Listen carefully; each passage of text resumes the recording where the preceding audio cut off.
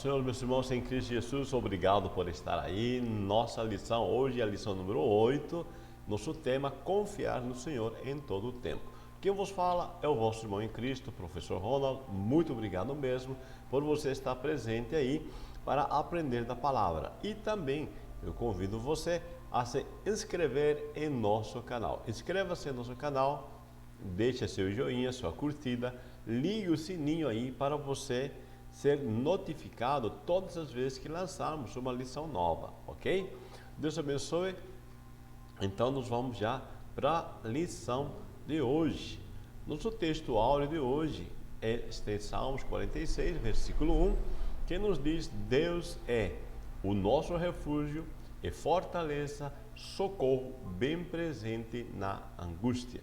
Salmos 46, versículo 1, ou verso 1. Nós lembramos que Salmos não tem capítulo, né? Tem números que são poesias, ok?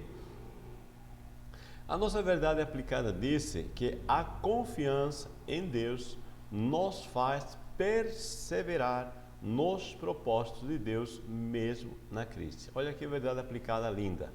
A confiança em Deus nos faz perseverar nos propósitos de Deus, mesmo na crise. Nós temos 3 objetivos na lição de hoje. É destacar a importância de restaurar o altar, mostrar que o Senhor sempre envia socorro e explicar que o inimigo sempre se levanta para cair. 3 referências estão no livro do profeta Isaías, capítulo 37, versículos 33 ao 37. Leia, por favor, em casa aí calmamente, eu vou já para a lição, ok? Muito bem, vamos hoje então falar sobre Ezequias, né? Ezequias, um rei de Judá. Ezequias foi um notável rei de Judá.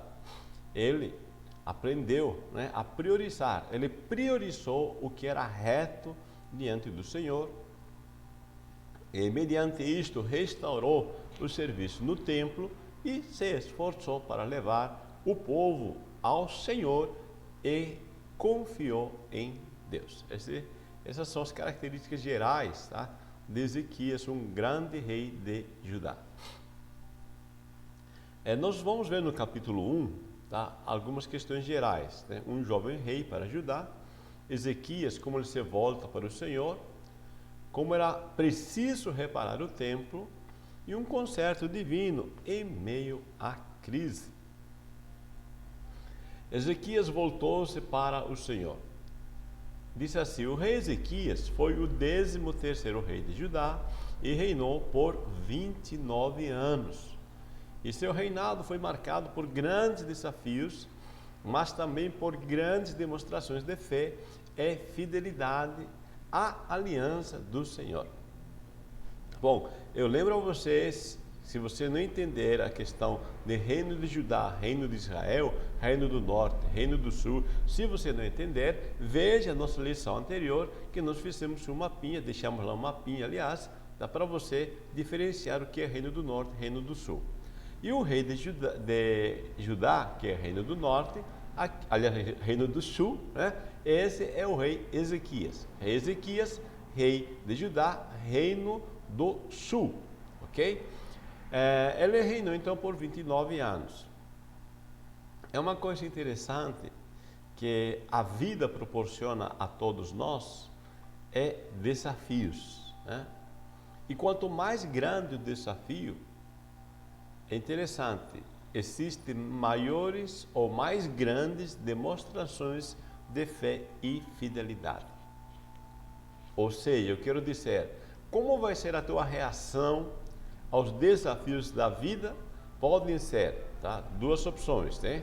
Grandes demonstrações de fraqueza, né, ou infidelidade, ou grandes demonstrações de fé e fidelidade.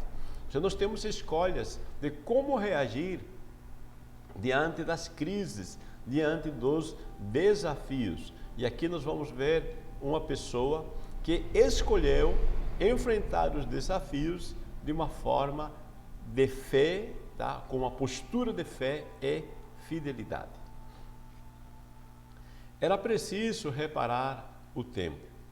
O texto de 2 Crônicas 29, 3 diz assim: ele, no ano primeiro do seu reinado, no mês primeiro, abriu as portas da casa do Senhor e as reparou.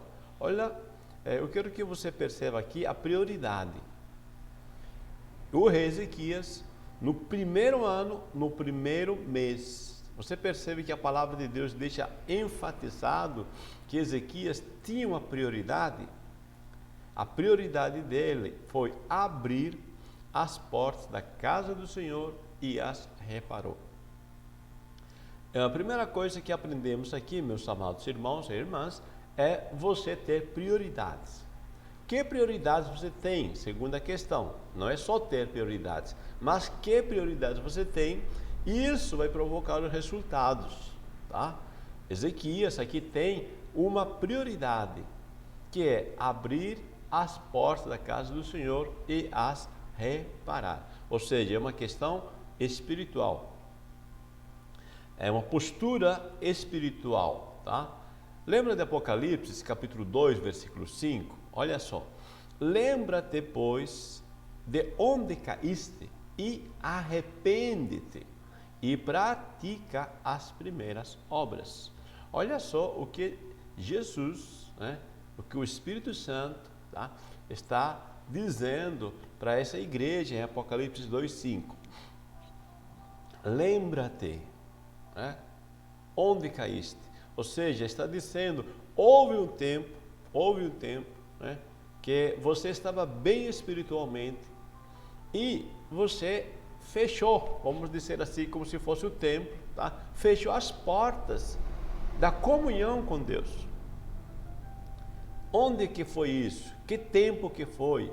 Que ocasião? O que te levou a você perder essa comunhão tão íntima que você tinha com Deus? Essa comunhão tão gostosa que tinha você com Deus? Lembra-te, pois, onde caíste. É muito importante nós percebermos, às vezes, passou despercebido, que circunstâncias nos fizeram tomar uma decisão de nós fecharmos, de nós perder a comunhão com Deus. Veja que diz assim: lembra-te, pois, de onde caíste e arrepende-te. Lembrar, pensar, meditar, arrepender, repensar os pensamentos. A palavra arrependimento, do grego metanoem, tá, é repensar os pensamentos. Deus está dizendo: lembra-te e relembra. Teve uma ocasião onde que fez você fechar a porta da comunhão com Deus. E agora está dizendo: lembra-te. E eu quero que você abra essas portas da comunhão. Como você vai fazer isso? Praticando as primeiras obras. Volta, tá, a praticar o que você fazia antes, mesmo que seja lentamente, mas volta. Mas primeiro lembra-te. Que momento fez divisão da tua história espiritual, tá? Onde você era tão, tinha uma comunhão tão precisa com Deus e você cortou isso. O que fez isso você parar? O que fez você parar de ter comunhão com Deus? Lembra-te, arrepende-te, renova-te, e pratica as primeiras obras. O que levou a você a ver um mundo diferente? Que pensamentos e sentimentos mantêm você caído? Olha só o que estou dizendo. Porque o texto diz: lembra-te. Houve um momento que você via as coisas do ponto de vista de Deus e agora você está vendo diferente. O que aconteceu? Que experiência você teve que fez pensar diferente e sentir diferente e mantém você para baixo? Está um peso. O Espírito Santo disse: então, livra-te disso. Abre as portas da casa do Senhor. Repara. Tenha essa prioridade de ter comunhão com Deus. Amém? Um concerto divino em meio à crise. A crise estava estabelecida sobre Judá, porque Acás não guardou os mandamentos divinos. Olha só. Acas, que era o pai, né, de Ezequias, tá? Ele não guardou os mandamentos divinos. Mandamentos divinos, quando falamos de mandamentos divinos, estamos falando de crenças, de conceitos em relação a Deus. Veja, eu deixei esse desenho aqui, essa figura, tá? Porque para que você entenda que os resultados que colhemos na vida, os resultados são frutos daquilo que está em nossa cabecinha. Não somente na nossa cabeça, eu quero dizer, mas na parte interna. Pensamentos, emoções, coração. Lembra que Jesus disse que é do coração que procede? É interessante porque Acas afastou seu coração de Deus e a sua mente, né, de estar focando na lei do Senhor, nos mandamentos divinos.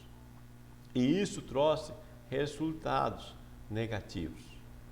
A reforma e restauração deveria iniciar no âmbito invisível, no âmbito espiritual e emocional. Ezequias fez isso. Eu quero convidar você também a fazer isso. Começar o processo de restauração, principalmente com momento espiritual. Pensa o que te afastou de Deus, que experiência que trouxe uma emoção negativa em você, que fez desfocar você da prioridade que era Deus na tua vida, e faça uma restauração. Reavivados em meio ao caos. Nós vamos ver aqui 3 subtópicos. Primeiro, Ezequias e suas atitudes assertivas. Depois, avivamento, uma questão urgente, e pilares para o avivamento. Reavivados em meio ao caos nos mostra, tá, como o reino do norte foi levado cativo pela Assíria e agora o reino de Judá, que seria reino do sul, está correndo o perigo. Senaqueribe, rei da Síria, que eu coloquei essa figura aqui, é ele, tá? A arqueologia achou isso, né? Senaqueribe, então, ele está vindo, invadindo, né, os reinos, tá? E o reino de Judá já foi, olha, o reino do norte já foi, e agora o próximo no caminho seria o reino de Judá. Ezequias, ele teve umas atitudes, né, corretas, atitudes assertivas. As reformas foram em várias áreas, tá? E eu coloquei os textos aqui para você ver o como, tá? Se você quiser ler no texto bíblico, tá? Como essa reforma, tá? Demorou, né? Principalmente no templo que eu coloquei aqui. Foram 16 dias de limpeza no templo. Então nós vamos ter reformas na área espiritual, tá? Ezequias, ele faz esse processo. Primeiro, ele retoma, né, como pessoa e como nação, tá, o relacionamento com Deus. Isso é excelente prioridade, tá? Vamos pensar como está o nosso relacionamento com Deus. Primeira área de reforma que Ezequias fez. Segunda área foi a área moral. Como ele estava se relacionando com si próprio. Como estava ele com ele. É interessante isso, tá? Porque Ezequias, né, procura, tá, trazer a reforma moral, ou seja, a ética, né? Como estou comigo mesmo, eticamente falando, tá? Estou bem com Deus, né? E essa ética, esse padrão moral, tá? É padrão de vida com Deus, né? Como está? E a questão política, que é o relacionamento social, tá? Então, primeiro, relacionamento com Deus. Segundo, relacionamento consigo próprio, né? Como que eu estou me comportando? Tá? Você vai ver isso quando Ezequias, né, ele vai derrubar, tá, os altares, né, assistir a comportamentos, atitudes, né, não somente dele, né, mas do povo. Está convidando Ezequias a cada pessoa, cada pessoa ver consigo mesmo, tá? Onde é que estão falhando. Tá? Como que está você com você? Né? O que está acontecendo, que você está fazendo e não está levando você a ter aquilo que você quer ter no teu relacionamento com Deus. E depois ele faz as reformas políticas em toda a sociedade, tá? Faz uma limpeza geral da nação, tá? Em questão a idolatria e as pessoas que estão voltadas para as prostituições. E eu quero destacar aqui, como já coloquei, tá? Veja que a limpeza do templo demorou 16 dias. Imagina, tá? Foi aberto as portas da casa do Senhor. E para se fazer a limpeza, a purificação e a consagração desse templo, demorou 16 dias. Imagina quanto lixo tinha na casa do Senhor. Que precisou, quanto esforço para limpar, tá? Um local. E eu quero que você pense nisso em relação não somente ao templo material, na área espiritual, moral, política. Tá? Política, falamos de relacionamento social, tá, irmãos? Nada de política de partidos, nós estamos falando disso aqui, tá? Mas de relacionamento social, relacionamento moral consigo próprio, né? Como você está agindo com você mesmo, está vivendo ética e moralmente correto, e o relacionamento com Deus. Esses pontos vão te ajudar a ser uma pessoa melhor. O avivamento é uma questão urgente. Deus havia chamado o povo hebreu para ser uma nação diferenciada, a fim de brilhar como luz entre as nações e o nome do Senhor ser glorificado. É interessante porque o texto bíblico, tá, você vai aprender isso, né? Isso, se você quiser fazer um curso de teologia, nós oferecemos o curso de teologia a um preço acessível. Veja, você vai aprender, tá, estudando, que Israel tem uma missão, tá, que é de atrair as nações. Israel, ele tem que ser uma nação que faça diferença como uma luz brilhando, tá, no meio da escuridão, e por causa da sua luz atrair as nações. Isso nós chamamos na teologia uma missão centrípeta, tá? Centrípeta, que é voltado para o centro. É interessante, por quê? Porque Israel não está sendo chamado para levar o evangelho como nós somos os cristãos, a igreja, né, da pós Jesus Cristo, né, tem essa missão de levar a igreja antes de Cristo, que a nação de Israel, tá? Primeiro que tem que fazer é um trabalho interno. Ela tem que ser um modelo de nação para que as nações voltem os olhos para ela e digam: nossa, que diferença faz? O que tem de diferente nesta nação? Por que ela é diferente? E isso atrairia os olhares das nações. Então, veja que Ezequias entende que a crise que estão passando é uma oportunidade. Ou seja, quando o rei da Assíria vem com um exército gigante de 185 mil soldados, e a nação de Israel é pequena, o problema é grande, aqui há uma oportunidade, tá? Para quê? Para que as nações vejam que o Deus de Israel é um Deus, né, que cuida da sua nação, cuida do seu povo. Tá?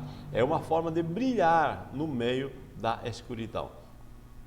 Por isso, o avivamento é uma questão urgente. É quando nós cuidamos, tá? E isso está falando do cuidado interno. Como eu disse, Israel não é convidado a levar a palavra, tá? O testemunho de Deus para fora. Ele é convidado a se cuidar a si mesmo para brilhar no meio das nações pelas suas atitudes, seus comportamentos, tá? E assim os outros enxergarem a diferença. Esse é o objetivo. Então, o convite para nós aqui é cuidar de nós antes de poder levar o evangelho para fora. Pilares para o avivamento, os passos, né, os segredos. Tá? Primeiro, arrependimento. Lembra depois onde caíste, né? E arrepende-te. Tá? Então, primeiro ponto, repense teus pensamentos, pensa, tá? O que é que levou você a perder a comunhão com Deus. Segundo, você tem que querer a presença de Deus. Você tem que querer do fundo da tua alma, do teu coração. Tá? Você tem que desejar. Não é simplesmente, eu vou procurar o avivamento, vamos ver o que dá. Não. É uma questão de você querer do fundo. Eu desejo, eu quero. E quando você tem esse desejo profundo, você faz o quê? Busca. O desejo profundo é um passo que não somente do querer, mas é um querer tão forte que te leva à ação de buscar a comunhão divina. E é claro, quando nós vamos buscar essa comunhão, nós podemos fazer isso ao procurar ler as Escrituras Sagradas e também orar. Orar é um meio de relacionamento contínuo, um diálogo, uma conversa com Deus. Quando queremos conhecer alguém, nós vamos conversar com esse alguém, né? Orar é isso, orar é uma conversa, é um diálogo com Deus.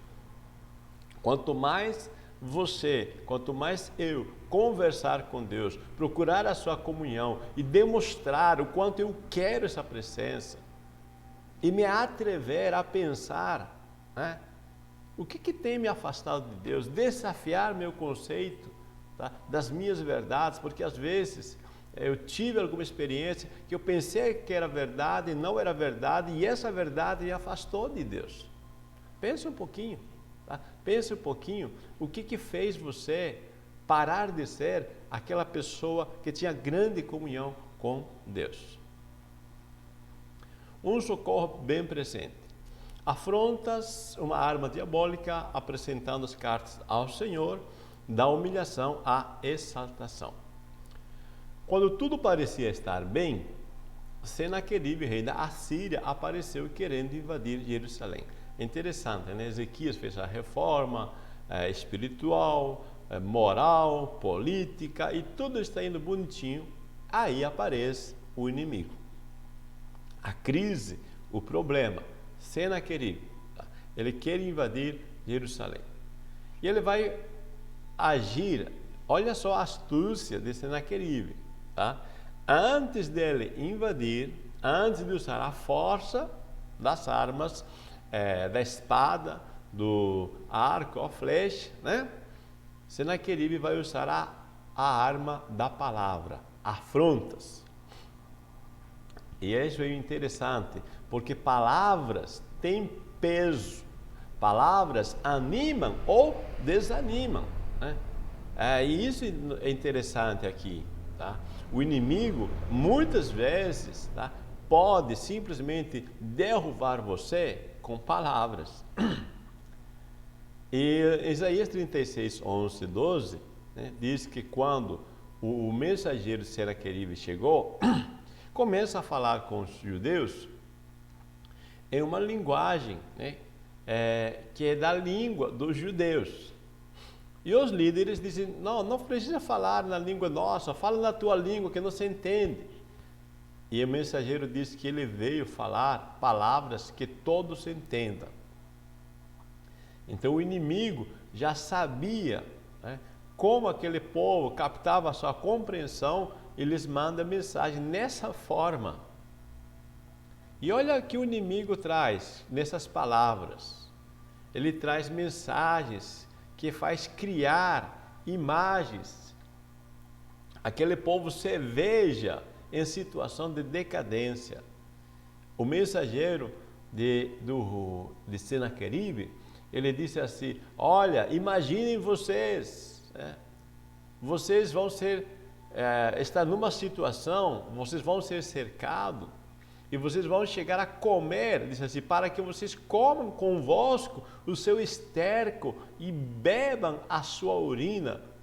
Olha só, está dizendo, se vocês não se renderem, vocês vão chegar nesse estado e vocês vão morrer de fome e sede.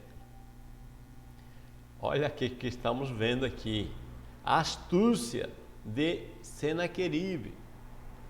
É quando às vezes vem o problema, vem a crise, e a pessoa já começa a imaginar, meu Deus do céu, veio essa crise, agora o que eu vou comer, como vou sobreviver? Alguém disse, talvez até vou morrer no meio dessa pandemia. Cuidado com aquilo que você ouve, meu irmão, minha irmã, cuidado com aquilo que você está vendo na mídia. O inimigo, ele trabalha assim, trazendo palavras negativas e criando assim na mente das pessoas imagens negativas, e isso vai provocar comportamentos, sentimentos e comportamentos negativos. Apresentando as cartas ao Senhor, Senaqueribe utilizou afrontas, ou seja, palavras. Ezequias fez o quê? Buscou auxílio no Deus Todo-Poderoso. Ezequias buscou uma palavra de Deus. Senaqueribe está falando uma coisa, eu quero ver o que Deus vai falar. Palavra contra palavra, presta atenção nisso. Senaqueribe tem suas palavras. Agora, o que palavras tem Deus? Deus levanta o profeta, em Isaías 37:6, e disse assim: não temas à vista das palavras que ouviste. Olha só, o profeta Isaías disse para Senaqueribe: rei, assim diz o Senhor, não temas, diante das palavras que ouviste. Não temas, tá? Ao ouvir essas palavras. Pronto. Agora eu tenho a palavra de Senaqueribe querendo me dar medo, e eu tenho aqui a palavra de Deus dizendo: não temas diante dessas palavras. Tá? Tenha postura positiva diante dessas palavras. Meu irmão, isso aqui é importante, tá? Por quê? Porque você vai decidir em que palavra crer. Na palavra que alguém está gritando aos teus ouvidos, ou diante dos teus olhos te apresenta notícias, palavras negativas, ou quando Deus disse: não temas. É importante entendermos porque o inimigo com palavras faz fortalezas na nossa cabeça, e nós temos que destruir. Paulo em 2 Coríntios 10:5 diz assim, que nós temos armas espirituais para a destruição das fortalezas. Ele disse assim: destruindo os conselhos, ou seja, argumentos, choques de verdade, e toda altivez que se levanta contra o conhecimento de Deus, levando cativo todo o entendimento ou pensamento à obediência de Cristo. Esse versículo eu coloquei para você, um versículo extra, porque eu quero que você entenda que onde é que estão os conselhos, onde é que estão pensamentos, né? Onde se alojam os pensamentos, tá? Veja, pensamentos, né? Verdades, tá? Está aqui em nossa cabeça. E Paulo está dizendo, você tem que destruir os conselhos, tá? Ou argumentos, né? Choque de verdades. Lembra que eu disse, Senaqueribe tem uma verdade. Senaqueribe tem sua verdade. Eu tenho um grande exército e vou matar vocês. Deus tem outra verdade. Tá? Não tema. Então há um choque de verdades. Porque de fato, Senaqueribe está certo, tem sua verdade. Tem 185 mil soldados. É uma verdade isso. Mas Deus também tem sua verdade. Diz: não tema. Em que verdade você vai crer? Isso é choque de verdades, conselhos. Diz: e toda altivez, tá? São pensamentos soberbos contra Deus, altivez, que se levanta contra o conhecimento. Veja, conhecimento é algo intelectual, né? Algo do cérebro, algo da cabeça. Conhecimento. Senaqueribe ele tem suas palavras soberbas. Que Deus, disse assim, se conseguiu, né, me segurar. É uma soberba contra Deus. E ainda, né, quando nós vemos, diz assim, levando cativo todo o entendimento, pensamento, obediência, lealdade, ou seja, a lealdade de Cristo. É interessante isso, porque às vezes, diante dos argumentos do inimigo, nós começamos a pensar pensamentos negativos. Nossa, Senaqueribe, ele vai derrotar mesmo a gente, vai matar a gente, vamos morrer de fome. Mas Paulo disse, pega esse pensamento negativo, leva cativo a Cristo, leva a obediência de Cristo. O que diz Deus? Qualquer pensamento que está sendo negativo, diz, leva ele a Cristo, segura ele, diz, não, Deus disse, não temas, vamos obedecer aquilo que Deus disse. É uma forma que Paulo nos mostra de como vencer o inimigo. Veja, quando você tem os pensamentos positivos e os negativos, quando você tem a palavra de Deus, confia em Deus, a vitória é sua.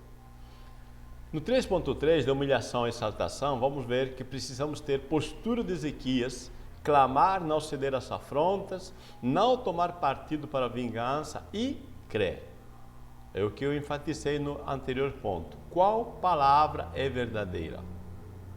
De Senaqueribe ou de Deus? Veja, qual palavra é verdadeira é uma decisão nossa. Senaqueribe está com o seu exército, 185 mil soldados, e aqui vem o profeta e diz, não temas, não temas. Quem está com a verdade? Então, quando eu decido crer em Deus, na palavra dele, não temas, eu sossego o coração. Tá? Então, Deus vai trabalhar, Deus vai agir no momento que eu crer naquilo que Deus disse. Aí está resolvido, meu irmão. Muito bem, nós chegamos no final e nós ensinamos, né, a importância de restaurar o altar. Prioridades, aprenda a ter prioridades. Segundo, mostramos que o Senhor sempre envia socorro. Senaqueribe está com seu exército, clama ao Senhor e o profeta vem, tem uma palavra de vitória para você. E explicamos que o inimigo sempre se levanta para cair. Pois, quando Deus disse, não temas, e Ezequias creu nisso, Deus, ele enviou um anjo somente e matou os 185 mil soldados da Síria. Um anjo. Então, pensa, tá? Em quem você está crendo. E eu quero garantir para você que se você crer naquilo que Deus disse, isso é garantia. É impossível que Deus minta. Amém? Então, Deus abençoe meu irmão, minha irmã, uma boa escola bíblica dominical. Eu lembro a você que esses slides ficam aí embaixo, tá? Você pode baixar esses slides, usar na tua escola bíblica. Inscreva-se no nosso canal, compartilhe e abençoe vidas. Muito obrigado. Não esqueça de deixar seu like. Amém? Deus te abençoe, a paz do Senhor Jesus Cristo.